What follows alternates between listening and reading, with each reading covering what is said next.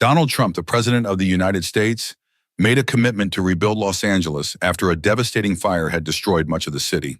He promised the people that within a month, the entire area would be restored, including a prominent church that had been reduced to rubble. The project was taken up with urgency, and within 24 hours, the construction team completed the church's rebuilding using advanced technology and round-the-clock effort. When the day of the inauguration arrived, Trump and a group of dignitaries made their way to the church for the grand reopening. Everything seemed to be in order as the president approached the site, prepared to address the gathered crowd and highlight the resilience of the American people. However, as soon as he reached the steps of the church, an unexpected sound filled the air. It was the voice of a child, reciting verses from the Quran.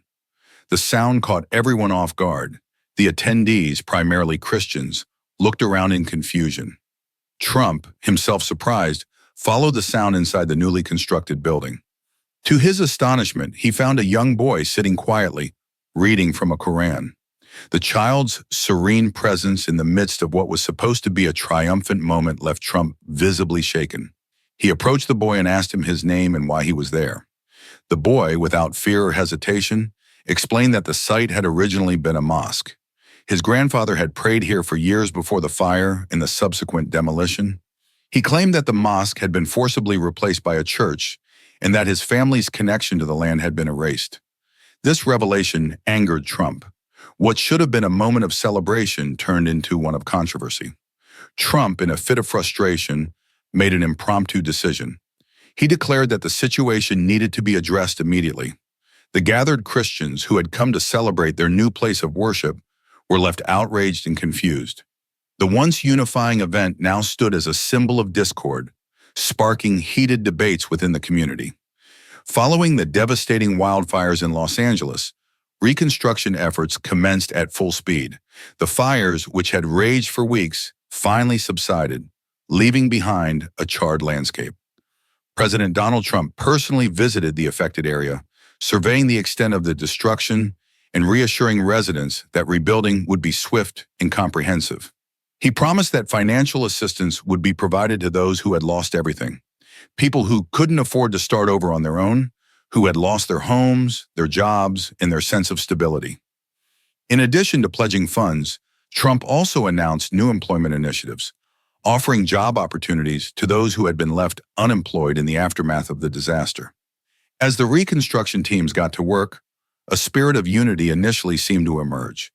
People from all walks of life came together, eager to restore their neighborhoods, schools, and places of worship.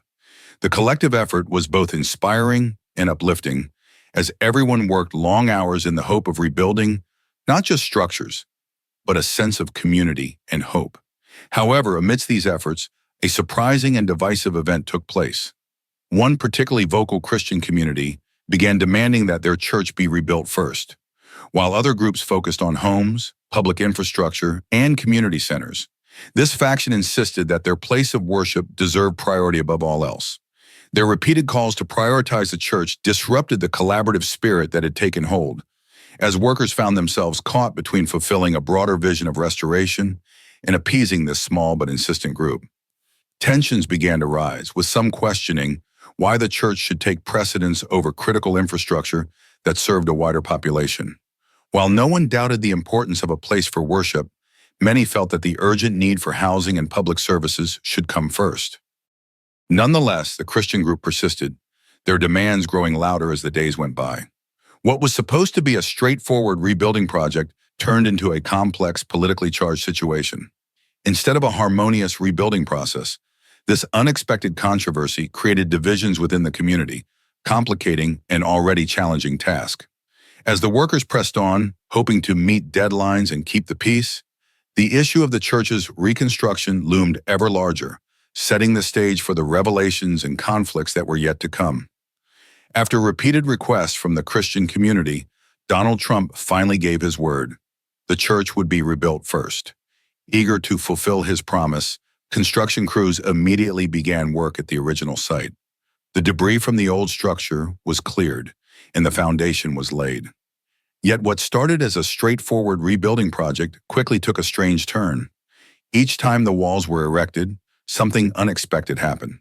A sudden downpour, a freak storm, or unexplained structural issues would cause the building to collapse. Crews were left scratching their heads, unable to find a logical explanation. No matter how careful the construction process, the church wouldn't stand for long before crumbling again. As the pattern repeated, the workers grew increasingly frustrated and confused. The Christian community, which had initially been hopeful, began to murmur among themselves. Whispers of sabotage circulated. Suspicion turned toward those who did not share their faith. Some openly claimed that this mysterious series of events must be deliberate. They speculated that members of another religious group, perhaps one with a long-standing tension, were actively working to bring down the church. Paranoia set in, dividing the community and creating an atmosphere of distrust. Meanwhile, Trump and the construction crews faced mounting pressure. The delays and setbacks cast doubt on the entire project. What should have been a moment of unity and celebration was quickly becoming a source of division and controversy. The continual collapse of the church, despite every effort to build it, left both Trump and the local community grappling with a question that had no clear answer. Why was the church refusing to stand? When word of the repeated setbacks and community tensions reached Donald Trump, he was infuriated. Without hesitation, he issued a direct order. The church must be completed within 24 hours. If the construction companies failed to meet this deadline, they would face immediate shutdowns. His frustration with the ongoing delays and controversies boiled over into a no-nonsense directive aimed at finally putting an end to the issue. With this sudden mandate, the construction crews mobilized rapidly. Utilizing the most advanced technology and round-the-clock labor, they worked at an unprecedented pace. For 2 straight days, the site was a hive of activity, with engineers, workers, and project managers all pulling out every possible resource to meet the president's deadline. As the hours ticked by, progress accelerated. By the end of the second day, the church was fully rebuilt. The structure stood tall and immaculate, a testament to what determined effort and relentless pressure could achieve. The local Christian community was thrilled. Their place of worship, which had been a symbol of loss and frustration, now stood restored and ready to welcome them. Many saw it as a victory, a turning point that signaled the resilience of their faith in their community. Cheers rang out as the final touches were made, and a sense of triumph filled the air. Yet a sense of unease lingered beneath the surface. While the church had been completed faster than anyone thought possible, questions remained. Why was this particular church prioritized over the others? After all, there were at least 8 other churches in the city that had been destroyed by the fire, yet they had not received nearly the same level of urgency. Even among the community members, there were quiet murmurs of confusion. Why did this church need to be completed so quickly? Why was it given such special attention when so many other critical structures, from homes to community centers, still lay in ruins? Though the residents celebrated the completed church, these unanswered questions left some feeling uneasy. The urgency of the project, the extraordinary measures taken, and the president's personal involvement hinted that there might be more to this story, more than anyone was willing to say aloud. The following day marked the grand opening of the newly rebuilt church. Donald Trump arrived in person, accompanied by several distinguished officials and community leaders. The mood was solemn but expectant as everyone gathered for the ceremony. People exchanged glances, still uncertain of how the previous challenges had been overcome so quickly. The crowd waited for Trump to enter the church first, as no one had yet set foot inside since its completion. The moment arrived. Trump approached the entrance, ready to inaugurate the long-awaited structure. But just as he was about to step in, a sound drifted through the air, soft, melodic, and unexpected. It was the recitation of the Quran. The sound stopped everyone in their tracks. The assembled crowd, who had been preparing to celebrate, now turned toward one another in confusion. Trump himself hesitated at the threshold, listening intently. The source of the voice was not immediately visible, but it clearly resonated from within the church. The president glanced around and finally spoke. "Is there a mosque nearby? Where is this coming from?" For a moment, silence fell over the gathering, save for the gentle echo of the recitation. Nobody had any answers. The ceremony, which was supposed to symbolize unity and recovery, took on an air of mystery. Trump, still standing at the entrance, scanned the interior of the church, his expression a mix of curiosity and disbelief. The crowd remained frozen, as if waiting for some explanation that never came. The Quran's voice continued, quiet yet profound, adding an entirely unexpected layer to what should have been a straightforward event. The mysterious voice turned out to be coming from within the newly rebuilt church. Donald Trump stepped inside and was greeted not by cheers or celebration, but by stunned silence and wide-eyed disbelief. Among the pews sat a child, no older than 10 or 12, calmly reciting verses from the Quran. It was an unexpected and jarring sight. How had the boy gotten inside?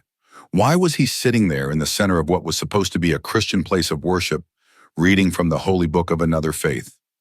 The moment Trump cut the ceremonial ribbon and entered the church, the air of jubilation vanished. The crowd, mostly Christians, began to murmur. Some turned away, others stared. A few even lowered their heads in discomfort, as if hoping to distance themselves from the scene unfolding before them. The leaders and officials who had gathered for the event were at a loss for words.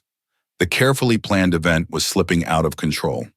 Trump, however, did not hesitate. He walked directly up to the boy. The child was small, with dark, serious eyes that seemed too wise for his age. Trump stopped in front of him and asked firmly, "Who are you? What's your name?" The boy paused, then answered softly, "My name is Muhammad Ibrahim." He explained that he was 10 years old. The Quran lay open in front of him, and his calm, steady voice carried the weight of something far beyond his years. Trump looked down at the boy and continued his questioning. "Why are you here, Muhammad? This is a church. Why are you reciting the Quran in a place like this? Don't you have a mosque or a home where you can read your book? You shouldn't be practicing your religion in someone else's sacred space." For a moment, the boy said nothing. His small frame seemed even smaller against the grandeur of the church walls. Then he looked up, his eyes filling with tears. He didn't answer immediately, but his expression was enough to silence the entire room. Whatever had brought him there, whatever his reasons, they would soon come to light. For now, the boy simply held Trump's gaze, his unspoken emotions filling the quiet space. The child's tears began to fall as he bravely explained the truth to Donald Trump. "No, sir, this isn't what it looks like," the boy said. "There used to be a mosque here. My grandfather built it a long time ago, and we lived right beside it. This was our home, but the Christians here never liked us being around. They would always find ways to trouble us, say mean things, and try to make our lives miserable." He wiped his face, trying to steady his voice, before continuing. "Then came the great storm that destroyed so much. It didn't spare the church either. It fell just like many other buildings. But our mosque stood firm. It remained unharmed. That made them angrier. They couldn't bear to see the mosque still standing, so they decided to tear it down.